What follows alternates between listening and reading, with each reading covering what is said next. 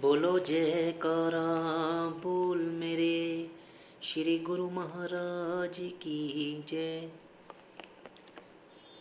आज का शीर्षक है भक्ति और प्रेम की महिमा।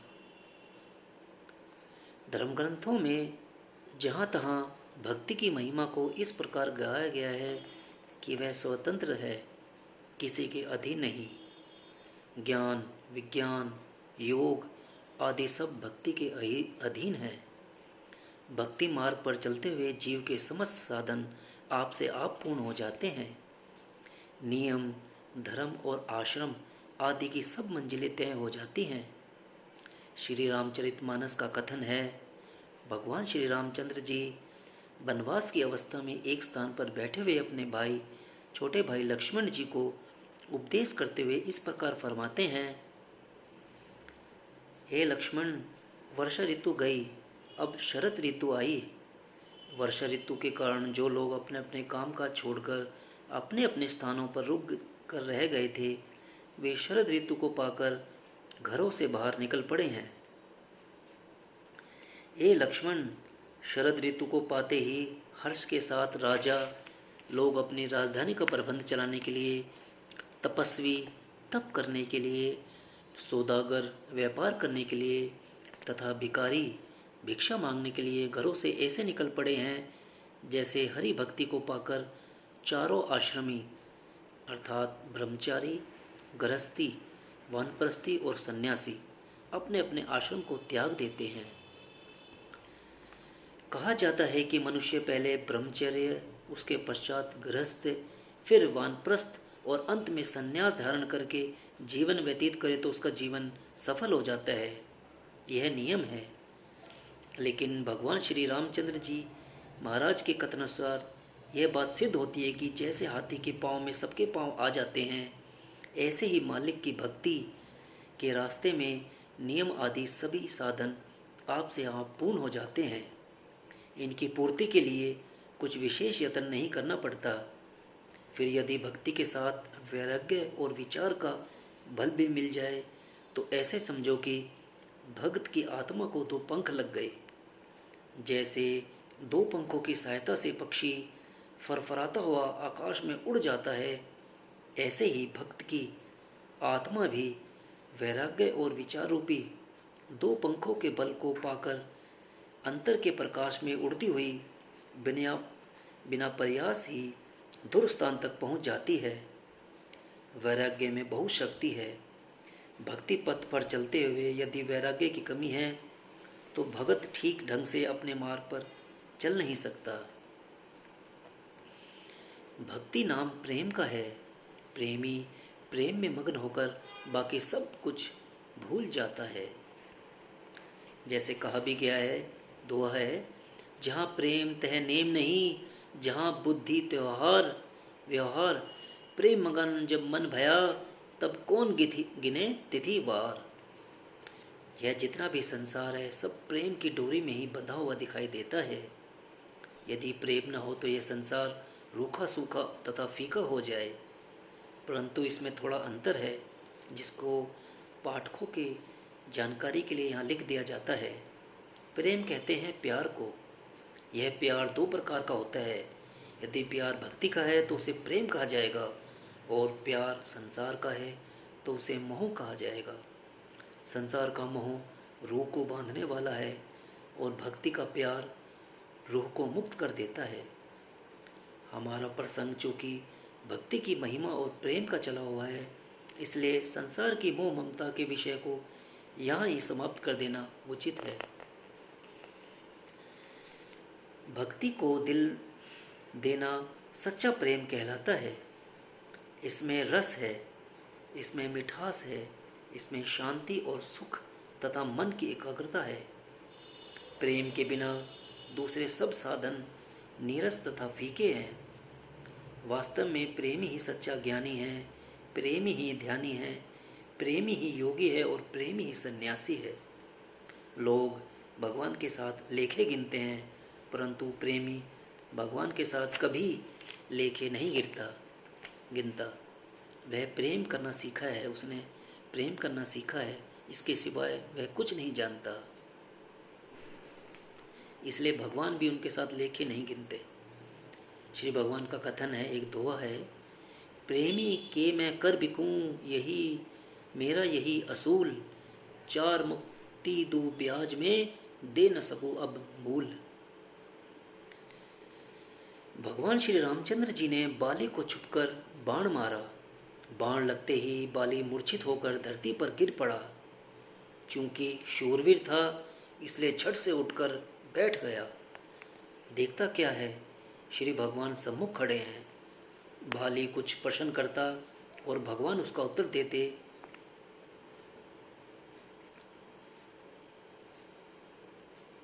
यह रामचरितमानस का प्रसंग इस प्रकार है। एक चौपाई है, हृदय प्रीति मुख वचन कठोरा, बोला चितई राम की ओरा, धर्म हेतु अवतरत हेव गोसाई, मारे मोही व्याध की नाई, मैं बैरी सुग्रीव प्यारा, अवगुण कवन नाथ मोहि मारा, अनुज बधु भगिनी सुत नारी, सुनु सठ कन्या सम एचारी, इन्हीं कुदृष्टि बिलोई के जोई, ताही बंधे कछु पाप न होई।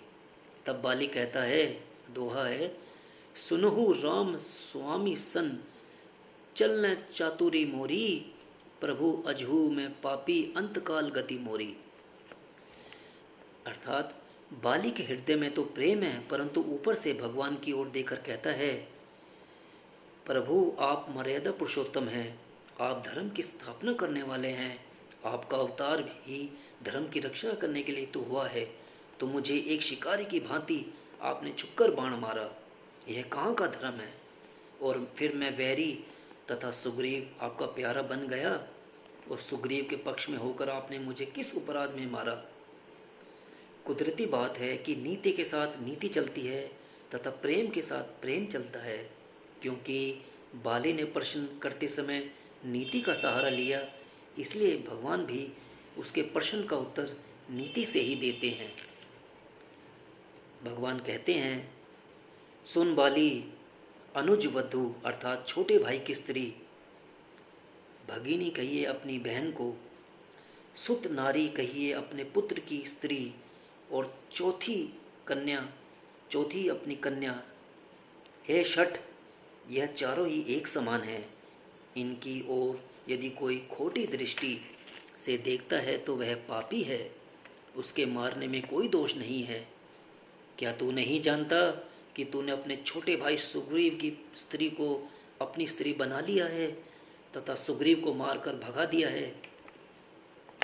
यह सुनकर बाली के हृदय में जो प्रेम था वह जबान पर आ जाता है। आंखों में पानी भरकर हाथ बांधे बड़ी नम्रता से कहता है, हे प्रभु, आपके सामने मेरी चतुराई चल नहीं सकती। हे भगवान, आप ही बताएं कि क्या अभी तक मैं पापी हूँ, जबकि अंत समय मुझे आपके दर्शन हो रहे हैं। मुनिजन अनेक यत्न करते हैं कि अंत समय उन्हें भगवान के दर्शन हो, तब भी वे ऐसा सौभाग्य प्राप्त नहीं कर पाते जो मुझे प्राप्त हो रहा है। जब इस प्रकार बाली के हृदय का प्रेम जबान पर आ जाता है, तब नीति और लेखे पत्रे सब समाप्त हो जाते हैं, सब खत्म हो जाते हैं।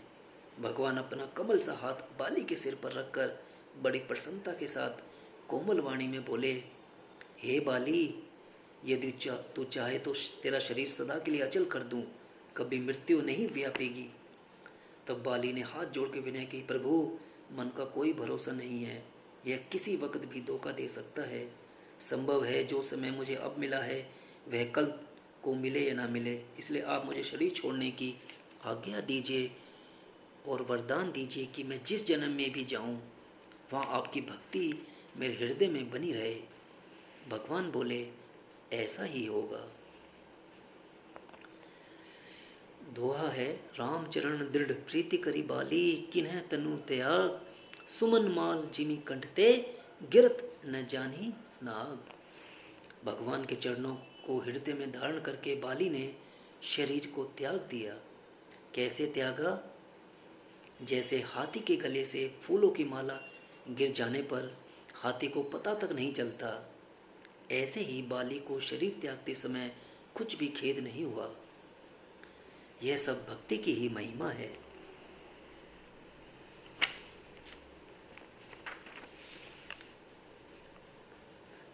ब्रह्मा जी ने वेद की रचना की, वे ब्रह्मा जी भी। आज थोड़ा हमारा ये शीर्षक थोड़ा सा लंबा रहेगा, थोड़ी वीडियो थोड़ा ज़्यादा हो जाएगी, तो आप कृपया ध्यान से सुने इसको। ब्रह्मा जी ने वेद की रचना की, वे ब्रह्मा जी भी एक दिन संसार से चले जाएंगे तथा वृक्ष आदि जड़ मूल भी शाखा सहित एक दिन नाश को प्राप्त होंगे। सुंदर सुंदर रूप वाली स्त्रियां भी संसार में सदा के लिए नहीं रहेंगी। राजा लोग जिनके सिर पर छत्र झूलते हैं वे भी चले जाएंगे। सुमेरु पर्वत अर्थात सोने का पहाड़ तथा विचित्र रूपों से सजे हुए भवन भी एक दिन नष्ट हो जाएंगे। यहाँ तक कि चांद, सूरज तथा तारामंडल का भी एक दिन अभाव हो जाएगा।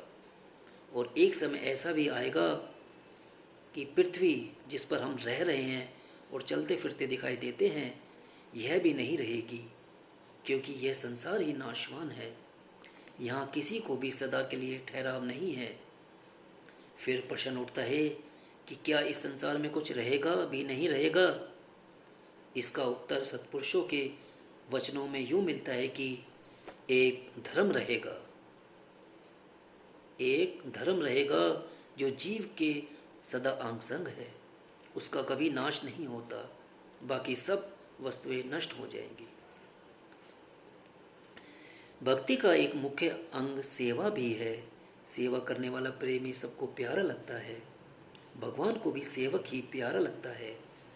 अब यहाँ विचारने योग्य बात यह है कि सेवक का धर्म क्या कहता है। उत्तर इसका इस प्रकार दिया है। सेवक कहू सेवा बनी आई, हुक्मो बुझी परम पद उपाई। सेवक का धर्म सेवा करना है, परंतु हुक्म को बूझकर कि उसके लिए मालिक का हुक्म कैसा है। जो सेवक मालिक के हुक्म अनुसार सेवा करता जाता है, उस पर मालिक की प्रसन्नता उतरती है। जब मालिक प्रसन्न हो जाते हैं तब सेवक का काम बन जाता है। इसलिए यहाँ पर यह कहना भी उचित है कि सेवक की सारी कार्रवाई ही मालिक की प्रसन्नता की खातिर होती है। वह हर काम में मालिक की प्रसन्नता देखना चाहता है। सेवा करने के साथ साथ वह यह भी देखता है कि कौन सी सेवा पर उसके मालिक प्रसन्न होते हैं। जिस कार्य में उसे अपने मालिक की प्रसन्नता दिखाई देती है, वह वही कार्य करने लगता है। हनुमान जी सेवक थे और भगवान श्री रामचंद्र जी उनके स्वामी। वे सेवा भी करते और यह भी देखते रहते कि उनके भगवान कैसे प्रसन्न होते हैं। एक बार माता सीता ने अपने सिर के ऊपर सिंदूरी मांग भरी, जैसे सुहागवती स्त्रियां भरा करती हैं। एक सिंदूरी मांग से पत्नी की यह भावना होती है कि उसके पति की आयु लंबी हो तथा उसका सुहाग सदा हरा भरा रहे। यह उसके दिल की मांग सिंदूरी मांग से प्रकट होती है। तब पत्नी की ऐसी भावना को देखकर उसका पति उस पर प्रसन्न होता है। माता सीता जी ने जब सिंदूरी मांग भरी, इत्तेफाक से हनुमान जी की दृष्टि उसकी मांग पर पड़ गई। हैरानगी की अवस्था में हनुमान जी ने माता सीता जी से कुछ प्रश्न किए। इनका उत्तर माता सीता जी ने इस प्रकार दिया। इस प्रसंग को पंजाबी की एक कवि ने बड़े सुंदर शब्दों में इस प्रकार कलमबद्ध किया है। मांग विच सिंदूर वेख के हनुमान चकराया, खबरे माता ने ए सिर ते रंगे जह क्यों लाया। रह न सकिया पूछ ही लीता माता राम प्यारी, लाल सिंदूर नाल तू रंगी मांग चिट्टी क्यों सारी। माता सीता दे हिरदे विच फौरन कुछ होया, आखा अगे राम प्यारे दा आ चित्र खलोया। कहन लगी एक लीक सिंदूरी मेरी सुहाग निशानी, कहंदी है कि जुग जुग जीवे मेरा मानी तानी। ए सिंदूर वेख खुश होवे मेरा सिरदा साई, ए वास्ते रोज मैं सिर ते लानी आ चाई चाई। हनुमान ए सुन के हसिया वाह वाह कृपा वसी, धन धन माता सीता तू है जिस ए घुंडी दसी। जे उंगल भर लीक सिंदूरी खुशी राम करवावे, इसे लाया उम्र राम दी आहा जे बध जावे। क्यों न मैं फिर सिर पैर तक चा सिंदूर लगावा, क्यों न पूरी खुशी राम दी जुगा जुगंतर पावा। एक है कह के सिर पैर तक चा सिंदूर लगाया, पर लेती कर हनुमान जी परम भक्त पाया। जब साकार रूप में अवतारी पुरुष संसार में आया करते हैं तो उनके साथ कुछ पवित्र और संस्कारी आत्माएं भी आती हैं, जो यहाँ आकर भक्ति प्रेम तथा सेवा का उत्तम नमूना दिखाकर लोगों को शिक्षा दे जाती है। हनुमान जी की भक्ति संसार में एक रोशनी का मीनार है, जिस रोशनी को पाकर मार्ग से भूले भटके जीव सही मार्ग पर आ जाते हैं। हनुमान जी के पास कोई संसारिक धन नहीं था, जायदाद नहीं थी तथा कोई दूसरा माया के पदार्थ भी नहीं थे। यहाँ तक कि तन पर एक भी वस्त्र नहीं थे।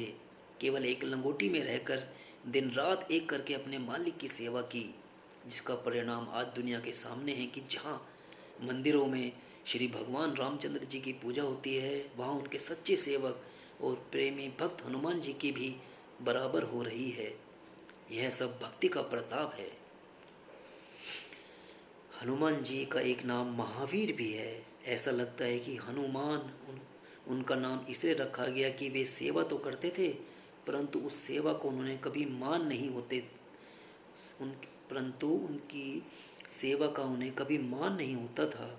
उन्होंने मान का हनन कर दिया हुआ था, इस कारण वे हनुमान हो गए। भाव यह है कि अपने मालिक के साथ रहकर सेवा करते करते अपने नाम को मिटा दिया तथा लोगों के दिलों पर अपने नाम की छाप लगा दी। आज लोग उनके नाम की महिमा गा गा कर हनुमान जी को धन्य धन्य कह रहे हैं।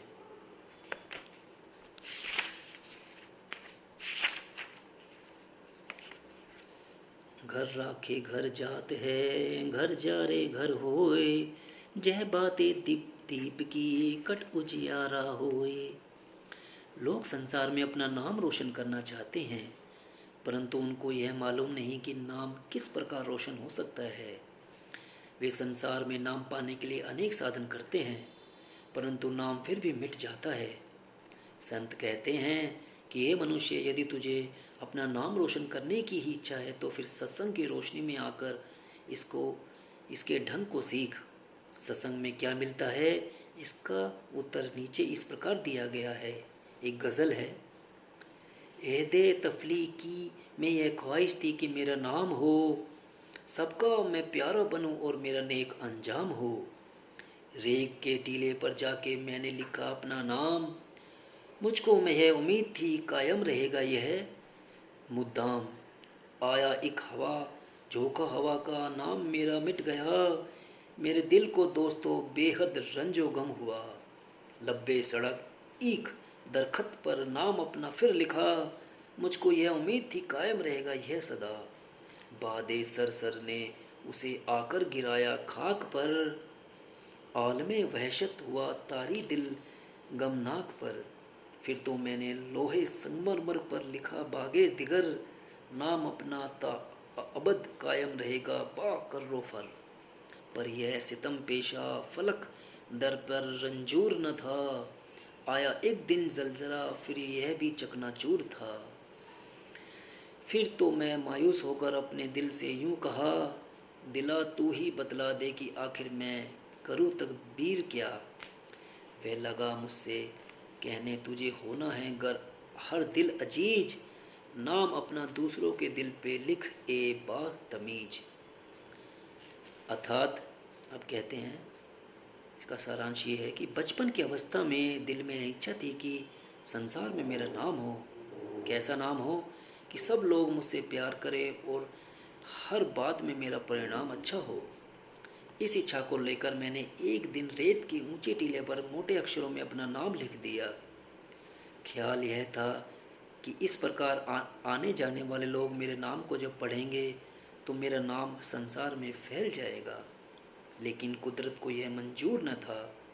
अचानक एक हवा का झोंका आया, रेत बिखर गई और मेरा नाम मिट गया।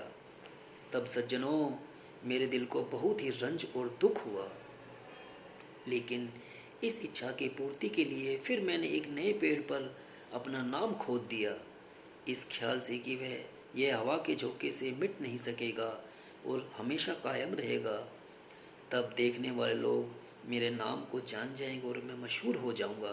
परंतु यह ख्याल भी गलत साबित हुआ, जबकि जोरदार आंधी ने आकर उस पेड़ को जड़ से उखाड़ कर कहीं का कहीं जा फेंका। तब मेरे दुखी दिल पर भारी चोट लगी। मैं शोदाई हो गया। मैं और पागलों की तरह इधर उधर फिरने लगा। फिर ख्याल आया कि एक बार फिर कोशिश करूं, संभव है कि उस कोशिश में सफलता मिल जाए। यह सोचकर मैंने एक पहाड़ की चोटी पर पहुंचकर एक पत्थर की शिला पर अपना नाम खोद दिया, इस ख्याल से कि पत्थर की लकीर बड़ी ही पुख्ता होती है। इस तरह मेरा नाम कयामत के रोज तक कायम रह जाएगा। लेकिन मुझे क्या पता था कि यह जालिम जमाना है, जो किसी का लिहाज नहीं करता, हमेशा बदलता रहता है।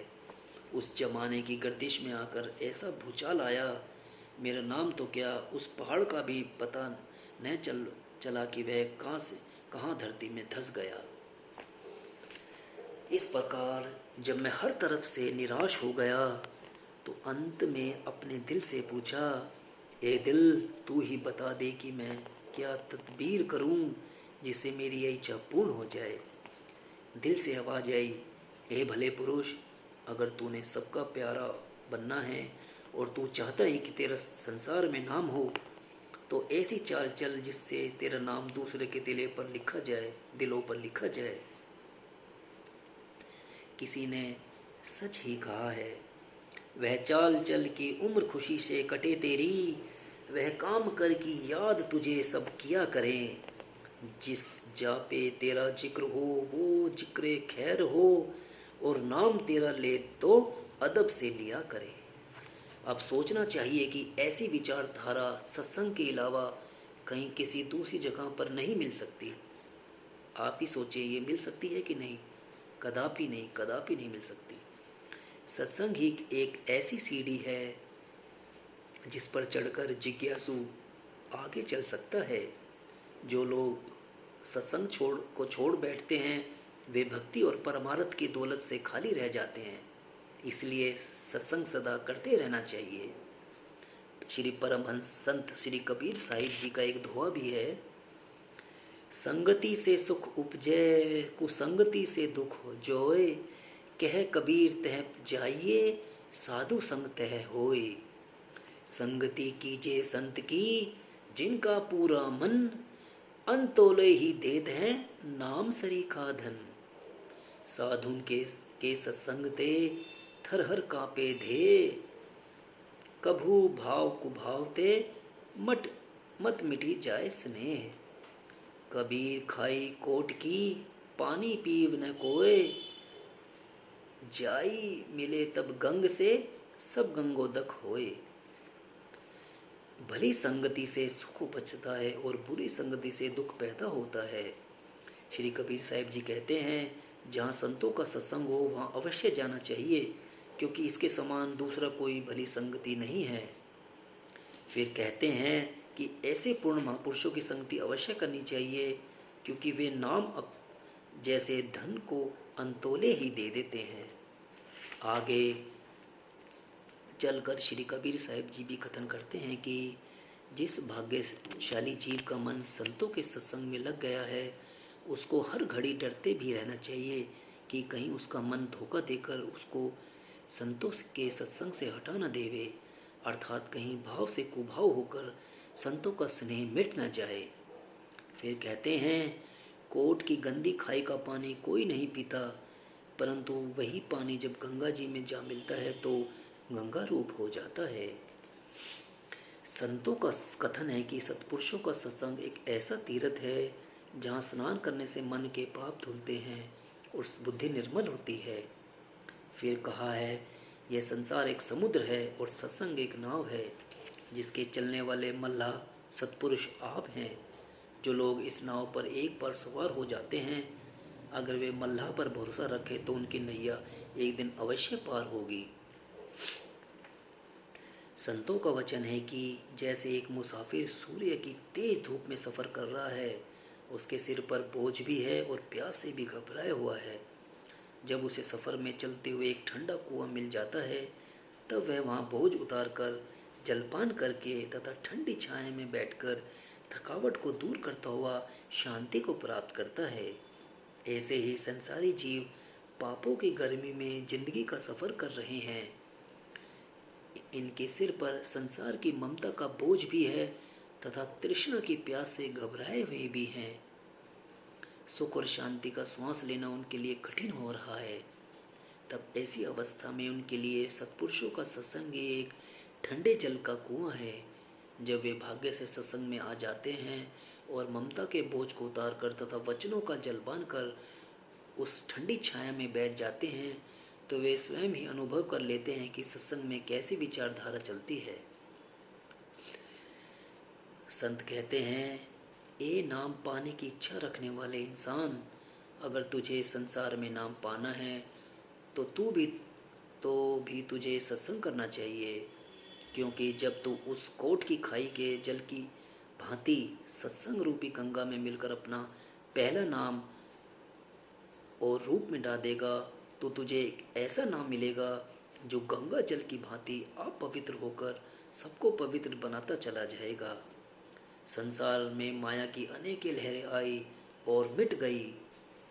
अनेक ही राजे महाराजे ताज और तकत के वाली हुए, लेकिन उनके नाम को कोई याद तक नहीं करता। परंतु उन गरीब भक्तों को, जिनके पास कुछ भी संसारी समान नहीं थे और जिनको संसार से गए हुए लाखों वर्ष बीत गए, उनके नाम के झंडे आज तक संसार में झूल रहे हैं और झूलते रहेंगे। यह सब भक्ति की ही महिमा है। बोलो जयकारा बोल मेरे श्री गुरु महाराज की जय। बोल श्री आनंदपुर वासी भगवान की जय। बोल साचे दरबार की जय। अब हम 2-3 मिनट का मन ही मन नाम का जाप करेंगे, और जिन भक्तों को भी नाम की दात नहीं मिली है, वो अपनी आती जाती सांसों पर ध्यान दें और गुरु की फोटो को ध्यान में रखें।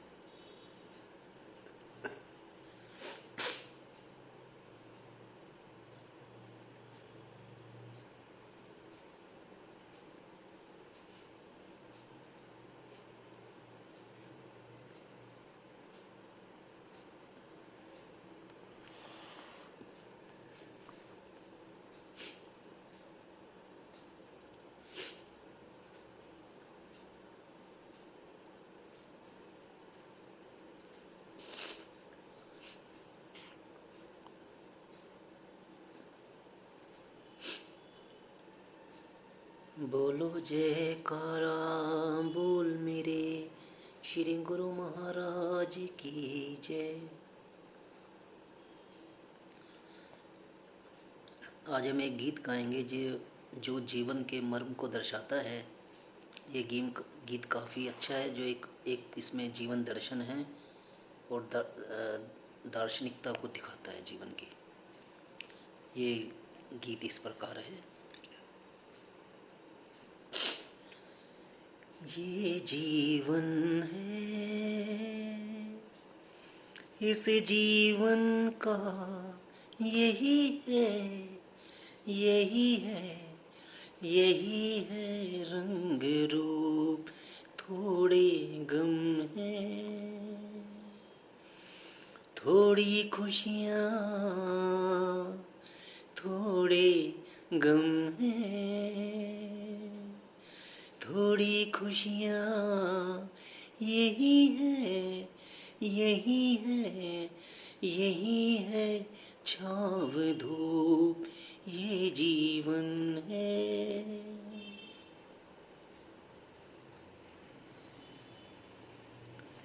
ये न सोचो इसमें अपनी हार है कि जीत है, ये न सोचो इसमें अपनी हार है कि जीत है, उसे अपना लो जो भी जीवन की रीत है। ये जिद छोड़ो यूं ना तोड़ो, हर पल एक दर्पण है, ये जीवन है। इस जीवन का यही है, यही है, यही है रंग रूप, थोड़े गम है, थोड़ी खुशियाँ, थोड़े गम है, थोड़ी खुशियाँ, यही है, यही है, यही है छाँव धूप, ये जीवन है।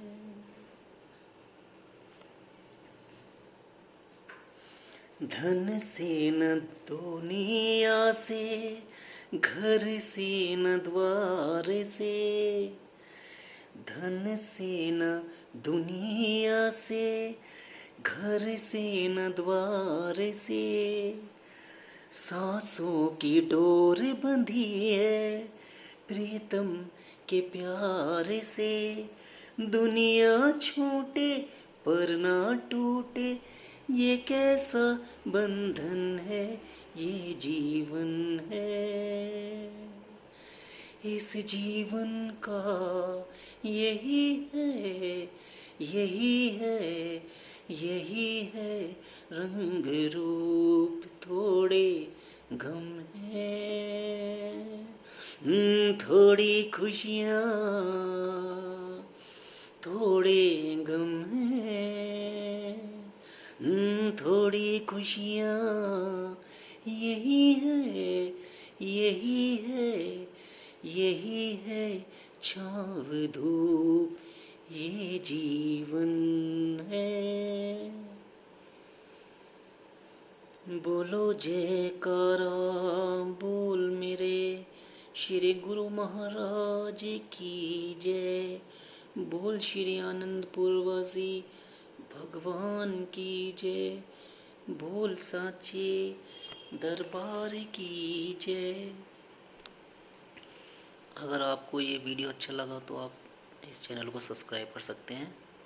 कोई जोर जबरदस्ती नहीं है, आपको अच्छा लगे तो आप सब्सक्राइब कर सकते हैं, लोगों को प्रेरित कर सकते हैं, इस वीडियो को शेयर कर सकते हैं, ताकि अधिक से अधिक लोगों में भक्ति का धन बढ़े, भक्ति का लाभ हो और उनको सुख शांति और आनंद की प्राप्ति हो। ओम हरि ओम हरि ओम हरि तत्सत। ओम जय सच्चिदानंद, जय जय जय जय। बोलो जयकारा बोल मेरे श्री गुरु महाराज की जय।